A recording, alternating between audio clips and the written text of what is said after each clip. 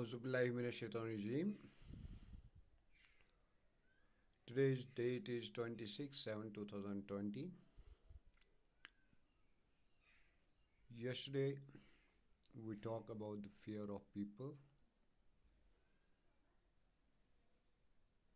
and we completed one para of that subtopic. Now today we will start it again, the fear of people,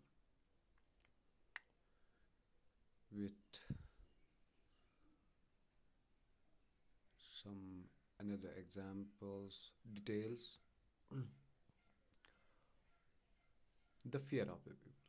क्या डर सता रहा था लोगों को, क्या डर था लोगों को, हमने कल भी पढ़ा, हमने इसके बारे में कल भी डिस्कस किया।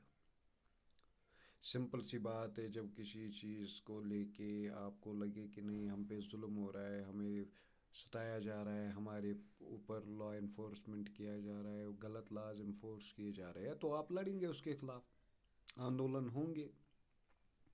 जैसे महात्मा गांधी ने दांडी मार्च किया, सत्याग्रह मूवमेंट चली,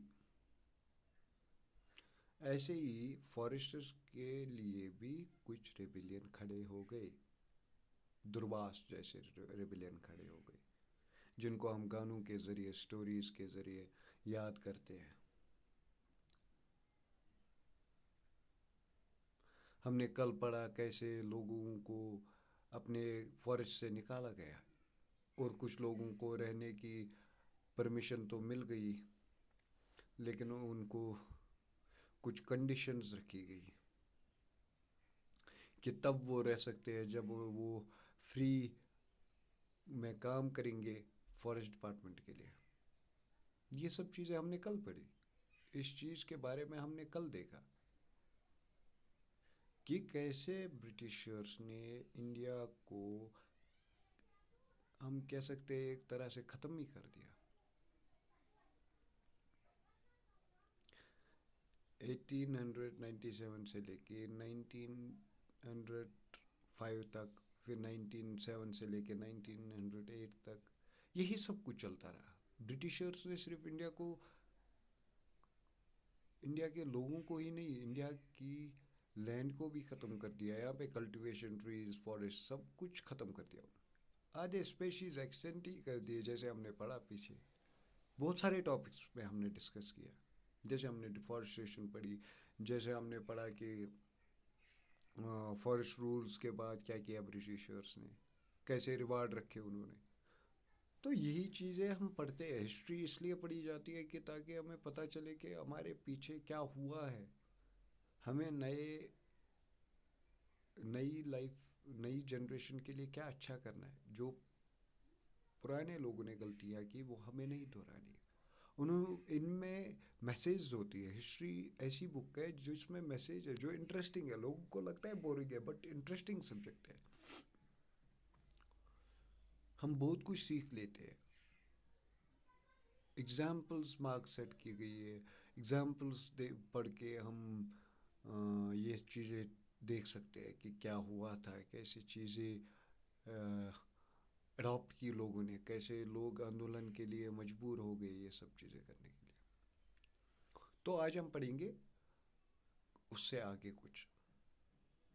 Bazaars were located. The houses of officials and traders, schools and police stations were burnt and robbed and grain redistributed. Bazaars were looted. बाजारों को लूटा गया।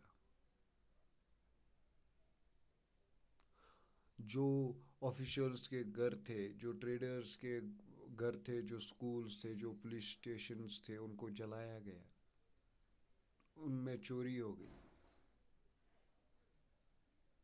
तो आप देख सकते हो कितना इफ़ेक्ट पड़ा इस चीज़ से। जब फॉरेस्ट लॉज आ गए तो रिबिलियंस उठे, लड़ना शुरू कर दिया। तो इनमें से इस चीज़ की वजह से आपस में इतनी टकरार हुई, इतना टकरार हुआ कि बाज़ारों को लूटना शुरू हो गए।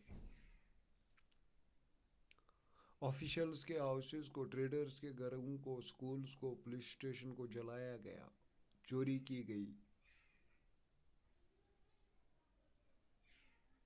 ग्रेन को रिडिस्ट्रीब्यूट किया गया.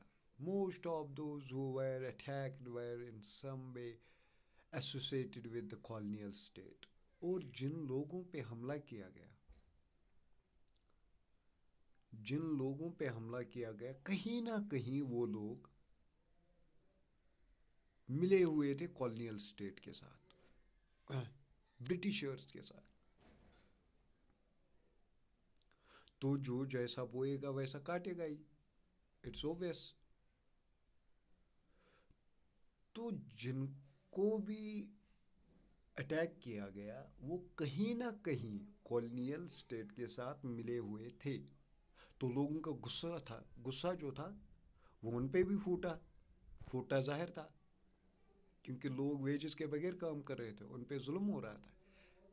And it's oppressive laws streaming into Jagdalpur, police, merchant, forest peons, school masters, and immigrants. तो क्या हुआ?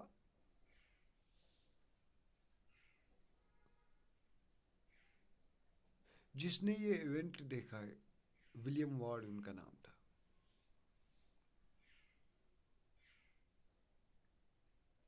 उन्होंने लिखा कि from all directions came streaming into Jagdalpur.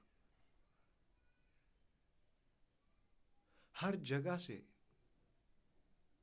Jagdalpur में police, merchant, forest peon, school masters and immigrants, सब लोग ये इवेंट देख रहे थे कि कैसे दहशत मच गई थी बाज़ारों में, ऑफिशियल्स के घरों में, ट्रेडर्स के घरों में, स्कूल्स में, पुलिस स्टेशंस में. कैसे रॉब किया जा रहा था, जलाया जा रहा था. तो लॉ एंड ऑर्डर ख़त्म ही हो गया था. सिचुएशन ख़राब हो गई थी. ये किन की वजह से हुआ? ब्रिटिशर्स की वजह से हुआ, अंग्रेज़ों की वजह से ये सब भुगतना पड़ा. The British sent troops to suppress the rebellions. Britishers ने फौज भेजना शुरू कर दिया. किनको दबाने के लिए? रेबिलियंस को दबाने के लिए. रेबिलियंस को दबाने के लिए जो लोग इस तहरीक का साथ दे रहे थे, जो लड़ रहे थे उनके खिलाफ, उनको दबोचने के लिए उन्होंने ट्रूप्स खड़े कर दिए. The Adivasi leaders tried to negotiate. जो आदिवासी लोग थे, जो जंगलों में, पहाड़ों में रहते थे, उनके लीडर जो थे उन्होंने नेगोशिएट करने की कोशिश की. उन्होंने बातचीत करनी शुरू की. But the British surrounded their camps and fired upon them. आप देख सकते जुल्म की इंतहा. आदिवासी लोग जो पहाड़ों पे ज़िंदगी बसर कर रहे थे या जंगलात में ज़िंदगी बसर कर रहे थे, वो नेगोशिएट करने के लिए राजी हो गए, तैयार हो गए. They were ready to negotiate with British people, British officials. But somehow they couldn't make, their efforts were not enough to make them ready or to make them confident that they are fighting for good thing, they are fighting for justice. तो उन्होंने उनके camps को surround किया Britishers ने और उन पे गोलियां चलानी शुरू कर दी. After that they marched through the villages, flogging and pushing those who had taken part in the rebellion. उन पे गोलियां चलाने के बाद, उनके घर जलाने के बाद, उन्होंने कुछ लोगों को विलेजेस में लेके उनको घसीट के, उनको मार के, पुनिश करके उनको लिया जिसने भी रेबिलियन में हिस्सा लिया था, जिसने भी इस तहरीक में, इस आज़ादी में हिस्सा लिया था, जो इनके खिलाफ थे. Most villages were deserted as people fled into the jungles. क्या कहा जा रहा है? Most villages were deserted as people fled into the jungles. It took 3 months, February, May, for the British regain control. लोग भागना शुरू हो गए, जंगल्स में छुपना शुरू कर दिया लोगों ने. 3 महीने लगे, फरवरी से लेके मई तक, ब्रिटिशर्स को फिर से अपना कंट्रोल करने को, उनको दबोने को, उनको अपने हाथ में लाने को 3 महीने लगे ब्रिटिशर्स को. However, they never managed to capture गुंडा दुर्वास. लेकिन उनको गुंडा दुर्वास कभी हाथ नहीं लगा. वो इतना बहादुर था, उसने अकेले ये रेबिलियन शुरू कर दी, लड़ना शुरू कर दिया इस तहरीक के खिलाफ जो फॉरेस्ट डिपार्टमेंट ने उन पे जुल्म उठाया था, लेकिन वो उनके हाथ कभी नहीं आया. However, they never managed to capture गुंडा दुर्वास. उसको कभी वो उनके हत्थे ही नहीं चढ़ा, कभी मिला ही नहीं उनको.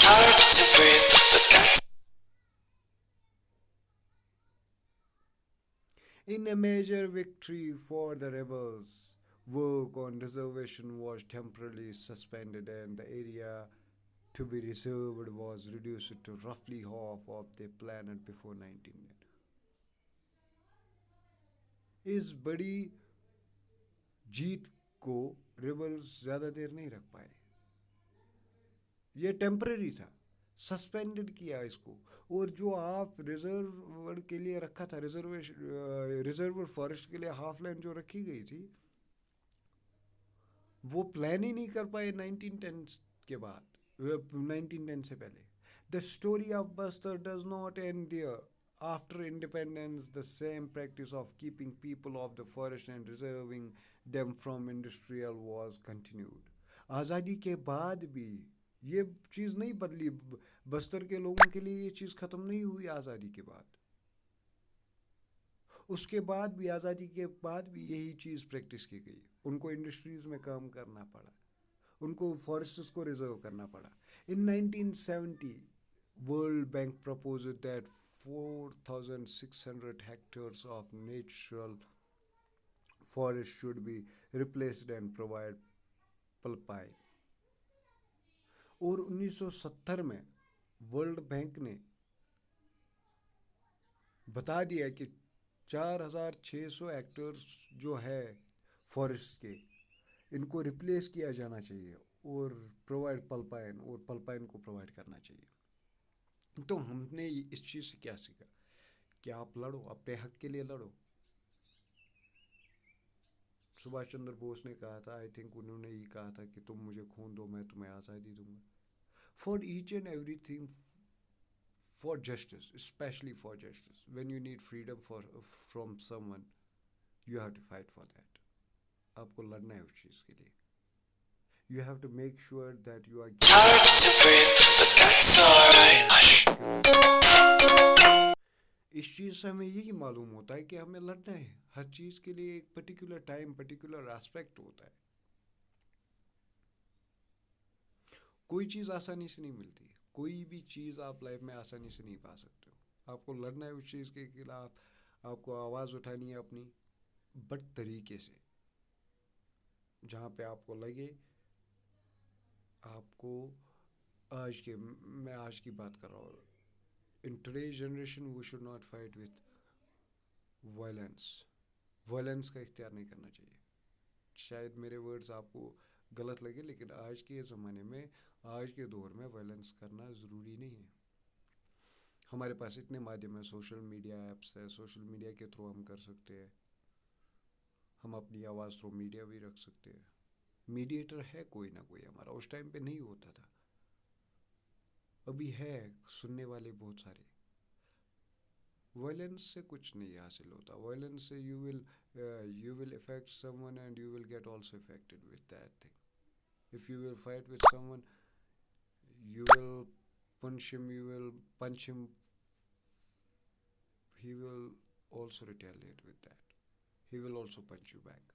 That means both are you hurting yourself. Through dialogue you can do each and everything. तो वही चीज़ें हमें यहाँ पे देखनी है कि उस ज़माने में कोई मीडियम नहीं था, कोई माध्यम नहीं था. 200 साल हुकूमत की ब्रिटिशर से, मैं बार बार बोल रहा हूँ. 200 साल उन्होंने हुकूमत की, उन्होंने यहाँ पे लूटा सब कुछ, रॉ मटेरियल ख़त्म कर दिया. अभी भी वो इंडिया में अपना बिजनेस एम्पायर खड़ा कर रहे हैं. अभी भी वो यहाँ पे बिजनेस कर रहे हैं. तब के और आज में यही फ़र्क है कि इस वक्त यहाँ पे हम आज़ाद है, फ्रीडम मिली है हमें, आज़ादी मिली है, लेकिन मीडिएटर्स उनके हैं अभी भी। तो काम उनका चल रहा है, वो कमा रहे हैं अभी भी हमारे से। तो तब ये बात नहीं थी, तब मीडिएटर्स नहीं थे, तब वो जब जबराना हुकूमत थी उनकी, और वो लोगों को बहुत सताते थे।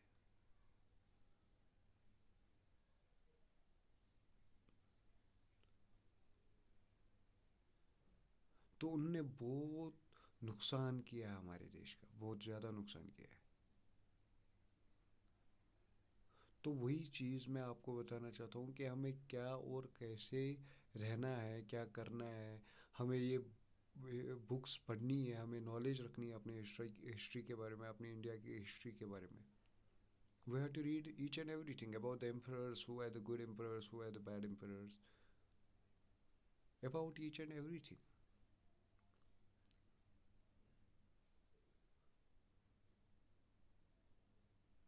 We have to read about uh, the nationalists, the rebellions.